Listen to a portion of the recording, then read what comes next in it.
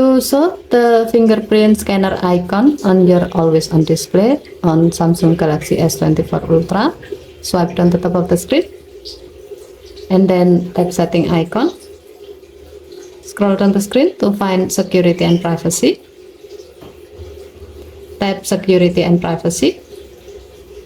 Under additional security settings section, tap biometrics.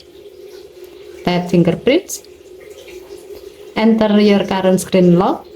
Since this phone is using button, then draw the button. With the fingerprint always on option is on, to show the fingerprint scanner icon on your always on display, tap show icon when the screen is off, and then select on always on display. To see the result, turn off the screen. Since the display mode of the always on display on this phone is set to always, as you can see, when the screen is off, your phone will always show your always on display with the finger scanner icon on it. Okay, thank you for watching. Please help to like and subscribe. Have a nice day.